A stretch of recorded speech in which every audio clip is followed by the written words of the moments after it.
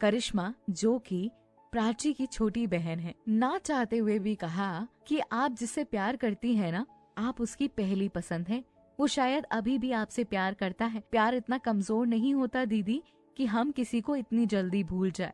अरे प्यार की ताकत तो अच्छी अच्छी ताकत हरा देता है। आपकी जिंदगी है, अब बस आप ही इसके बारे में सोच सकती हैं। एक गलत फैसला आपको और आपकी जिंदगी दोनों को बर्बाद कर देगा। चलती हूँ। ये कहकर करिश्मा वहाँ से चली गई और प्राची बैठी बैठे सोचने लगी, कितनी अजीब बात है ना, मेरी छोटी बहन मुझे समझा कर गई। सबको यही लगता है कि मैं गलत हूँ, पर क्या मैं सच में गलत हूँ?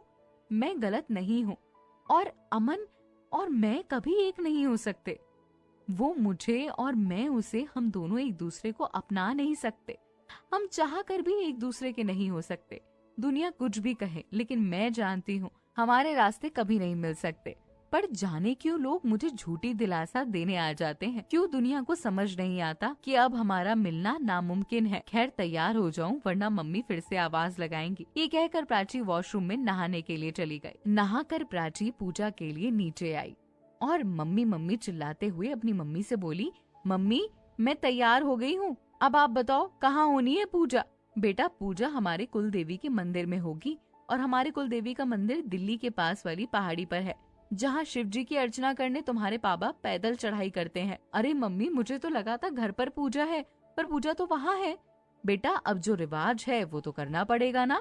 मैं जब तक समधन जी से बात करके आती हूँ, तू मधु को अपने साथ ले ले। ये कहकर प्राची की मम्मी मिसेस रेशमा से बात करने उनके घर पर गई। घर कह लो या फार्म हाउस कह लो, जो बगल में ही था।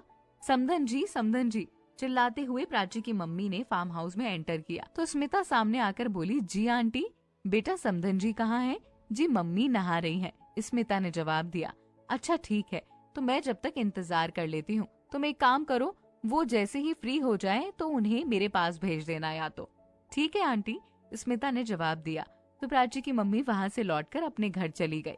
इधर प्राची मधु के पास जाकर बोली, मधु जल्दी से तैयार हो जाओ, मम्मी ने कहा है कि तुम्हारे साथ कुल देवी मंदिर जाना है। अभी कल ही तो तुम पूजा करने गई थी ना? मधु एकदम चौंक कर बोली, हाँ वो युग की कुल देवी जी का मंदिर था और यहाँ कुल देवी जी बदल गई हैं, यानी हमारे घर की कुल देवी जी।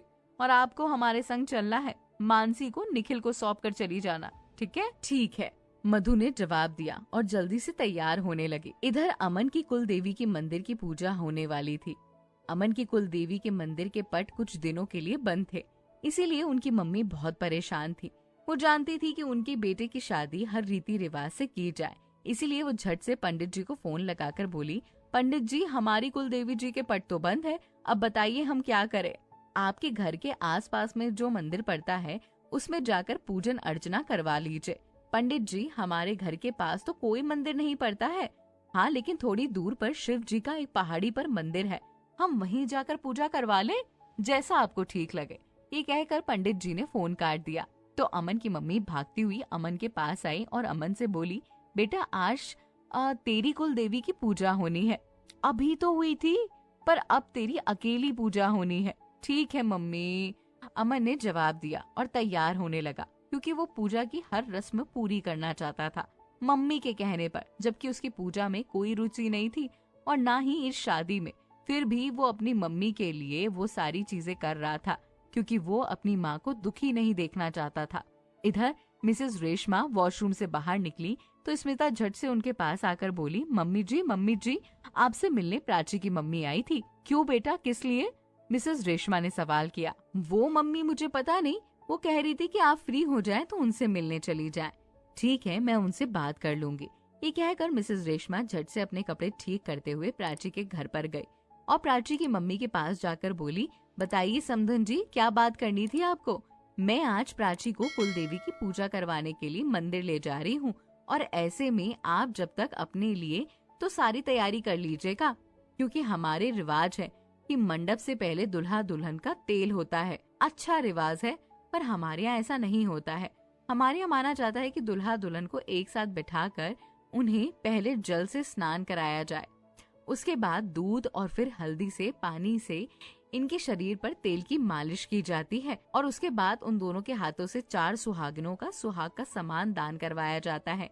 इसीलिए मैं आपसे कह रही थी कि आप वहाँ की तैयारियां कर लें। तब तक मैं प्राची को कुलदेवी जी के मंदिर लौटा कर लेकर आती हूँ। फिलहाल आगे की बातें जो नजर आ रही हैं वो ये हैं कि आज अमन और प्राची, क्या उनका सामना होगा, क्या कुछ नया होगा। और ये एपिसोड कैसा लगा कमेंट करके जरूर बताइएगा।